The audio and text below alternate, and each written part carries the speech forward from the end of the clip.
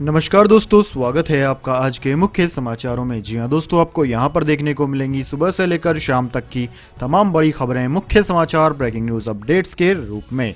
तो दोस्तों, आप सभी लोगों से रिक्वेस्ट है इस वीडियो को ज़्यादा से ज़्यादा लाइक और शेयर करें। तो दोस्तों, सीधे चलते हैं आज की पहली बड़ी खबर की ओर।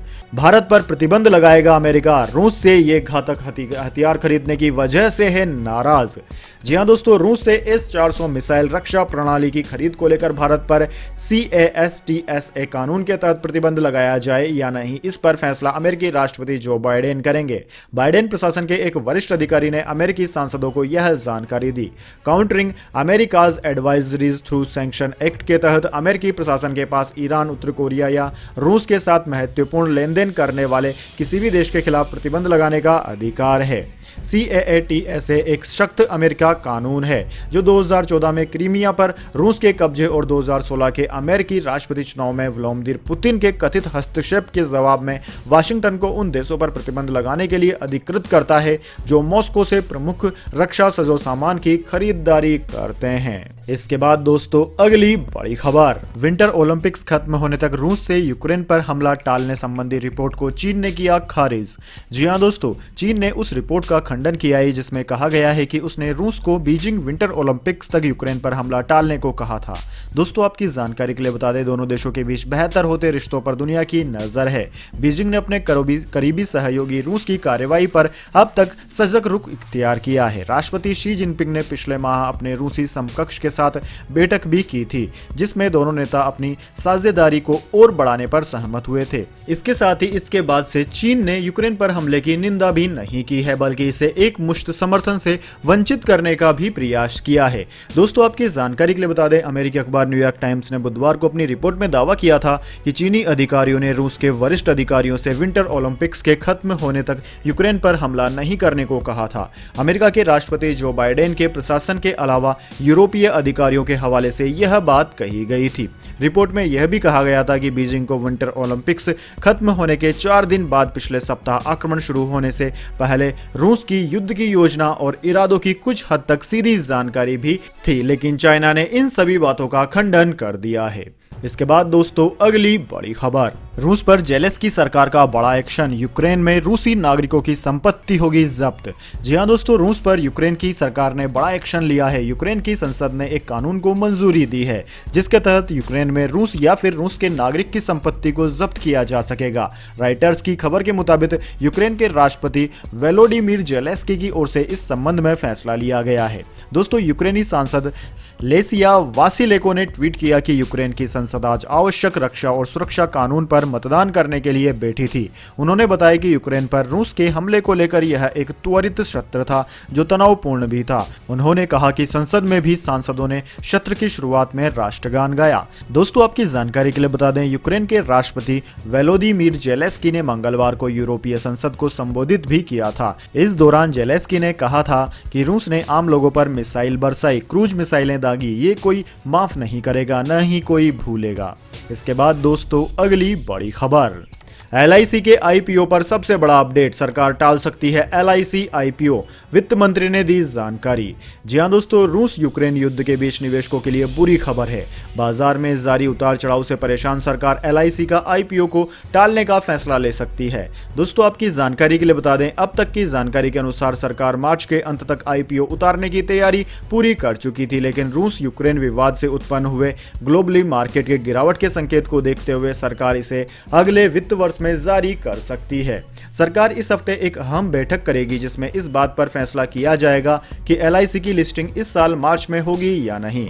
इस मामले से जुड़े एक अधिकारी ने बताया कि ग्लोबल हालात को देखते हुए IPO की लॉन्च टाइमिंग में बदलाव किया जा सकता है। इससे पहले दोस्तों, वित्त मंत्री निर्मला सीतारमण ने भी पिछले दिनों इस बात का इशारा करते हुए कहा था कि वैसे तो मैं पहले की योजना के मुताबिक ही जाना चाहूंगी, लेकिन यह भारतीय बाजार पर निर्भर करता है, लेकिन ग्लोबल माहौल बिगड़ता है तो IPO की टाइमिंग पर दोबारा विचार किया जा सकता है।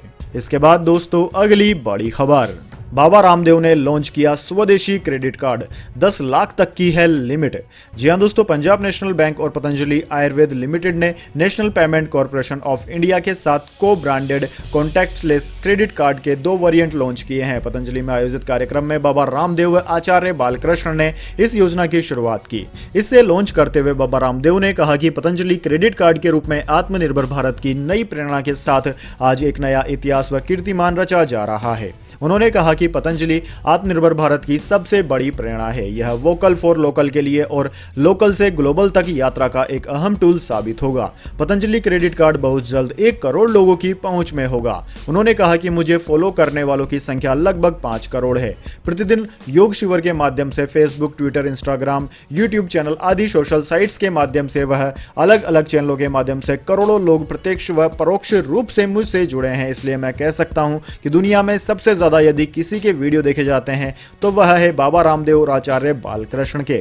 बाबा रामदेव ने बताया कि इस योजना के तहत कार्ड धारक को 50,000 से लेकर 10 लाख रुपए तक की क्रेडिट लिमिट, 10 लाख रुपए तक का दुर्घटना बीमा लाभ, पतंजलि के प्रोडक्ट्स पर 5% की विशेष छूट और अन्य कंपनियों के प्रोडक्ट्स पर छूट व रिवार्ड पॉइंट्स भी मिलेंगे। इसके बाद दोस्तों अगली बड़ी खबर, यूपी में बड़े दावे और तीखे वार, प्रधानमंत्री मोदी से लेकर ममता और अखिलेश का आखिरी चरण के लिए ऐसा रहा प्रचार। जी हां दोस्तों, उत्तर प्रदेश के विधानसभा चुनाव में 6 चरणों की वोटिंग हो चुकी है। वहीं 7वें चरण के लिए प्रचार जोरों पर है। 7वें चरण के धुआंधार प्रचार में जुटी बीजेपी के लिए प्रधानमंत्री नरेंद्र मोदी ने बड़े दावे किए, तो वहीं दूसरी ओर अखिलेश यादव के लिए वोटों की तलाश के लिए ममता बनर्जी भी बनारस में उतरी। सपा मुखिया अखिलेश यादव ने भी ममता दीदी के साथ बीजेपी पर तीखे सियासी वार किए। दोस्तों, पीएम मोदी ने समाजवादी पार्टी की अगुवाई वाले गठबंधन को मिलावटी करार देते हुए कहा कि भारतीय जनता पार्टी का जनता से गठबंधन है। उन्होंने कहा कि इसके आगे घोर परिवारवादियों का गठबंधन एक पल भी नहीं ठहर सकता। प्रधानमंत्री ने चंदौली और जौनपुर में चुनावी रैलियों को संबोधित किया। इस दौरान उन्होंने कहा कि बीजेपी का जनता के साथ गठबंधन है। उसने विकास और जन कल्याण के लिए जनता से गठबंधन किया है। वहीं दोस्तों, पश्चिम बंगाल की मुख्यमंत्री ममता बनर्जी ने कहा कि हमारे पास जानकारी है कि अखिलेश यादव जी का गठबंधन जीत रहा है। मैं आपसे कहूंगी कि योगी सरकार को बदल दो। ममता बनर्जी ने कहा कि यूक्रेन से भारतीय छात्रों को वापस लाना जरूरी है, लेकिन प्रधानमंत्री नरेंद्र मोदी उत्तर प्रदेश में चुनावी सभाओं में व्यस्त हैं। उन्होंने यह भी दावा किया कि उत्तर प्रदेश विधानसभा चुनाव में बीजेपी हार रही है। ममता ने आरोप लगाया कि उत्तर प्रदेश चुनाव में समाजवादी पार्टी के पक्ष में प्रचार करने के लिए वाराणसी पहुंचने पर बीजेपी कार्यकर्ताओं ने उन पर हमला भी किया। इसके बाद दोस्तों अगली बड़ी खबर, भारत में 15 रुपए तक बढ़ेंगे पेट्रोल डीजल के दाम, जाने कब से लागू होगा नया रेट। जी हां दोस्तों, जाने इस खबर को, लेकिन उससे पहले मेरी आपसे एक छोटी सी रिक्वेस्ट है, अगर दोस्तों आपको अभी तक हमारी न्यूज पसंद आई है तो इसे एक छोटा सा लाइक जरूर दे दें, और अगर दोस्तों आपको पसंद नहीं आई है तो बेशक आप डिसलाइक भी कर सकते हैं, लेकिन दोस्तों लाइक और डिसलाइक जरूर कीजिए, क्योंकि दोस्तों यही हमारी मेहनत का फल होता है और इसी से हमें पता चलता है कि आपको हमारी वीडियोस पसंद आ रही है या नहीं। तो दोस्तों जल्दी से जान लेते हैं पेट्रोल डीजल से जुड़ी यह बड़ी खबर। दरअसल दोस्तों, रूस और यूक्रेन के बीच चल रहे युद्ध का 8 दिन पूरे हो चुके हैं।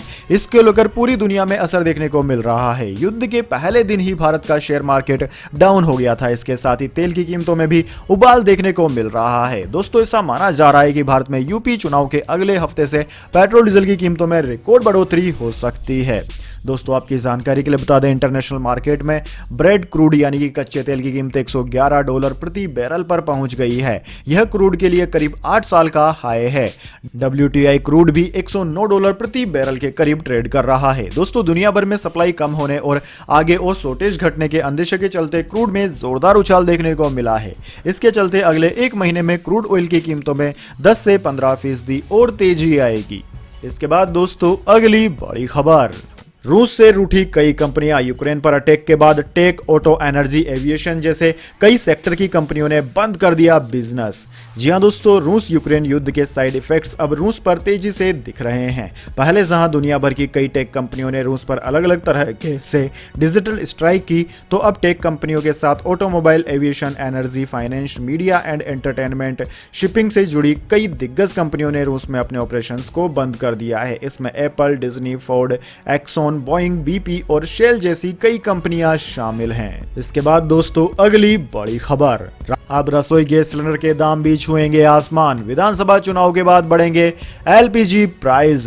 रूस यूक्रेन युद्ध ने भी बढ़ाई है मुसीबतें। जी हां दोस्तों, पेट्रोल डीजल के बाद अब घरेलू रसोई गैस सिलेंडर की कीमतें भी झटका देने वाली है। लगातार हो रहे घाटे को देखते हुए तेल कंपनियां 5 राज्यों में हो रहे विधानसभा चुनाव के बाद एलपीजी की कीमतों में बढ़ोतरी कर सकती है। सार्वजनिक क्षेत्र की तेल कंपनियों ने रसोई गैस की कीमतों में वृद्धि की है। कमर्शियल गैस सिलेंडर की कीमतों में 105 रुपए का इजाफा कर दिया गया है।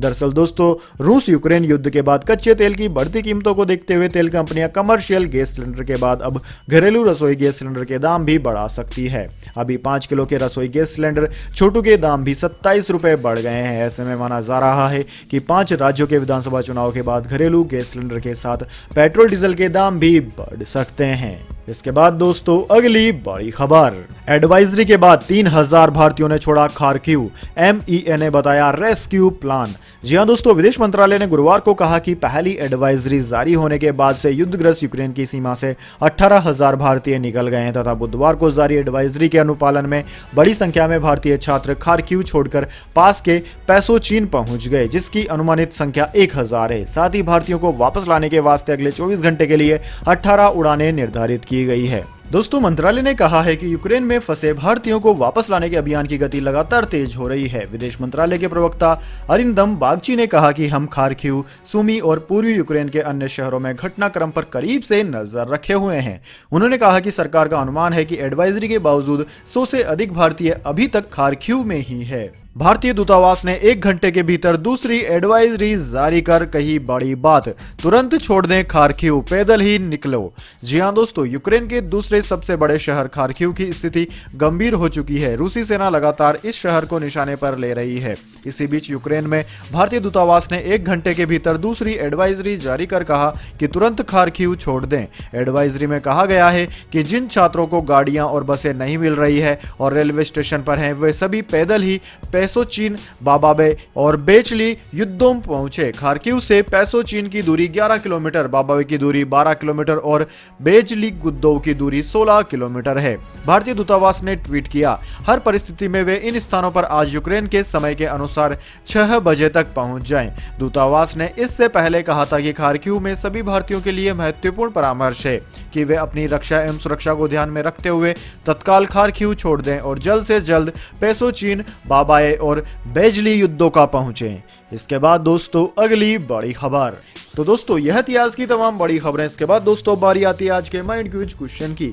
जी हां दोस्तों, एक आसान से सवाल का जवाब देकर आप जीत सकते हैं एक अमेजिंग सरप्राइज गिफ्ट हमारे यूट्यूब चैनल की ओर से। तो दोस्तों आज का सवाल आपकी स्क्रीन पर आ चुका है।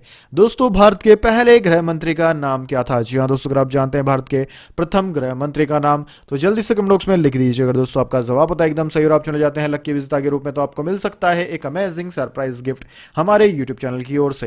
तो दोस्तों जल्दी से अपना उत्तर कमेंट बॉक्स में लिख दीजिए, वीडियो को लाइक कर लीजिए और चैनल को सब्सक्राइब करके बेल आइकन भी दबा लीजिए। धन्यवाद। वंदे मातरम। जय हिंद, जय भारत।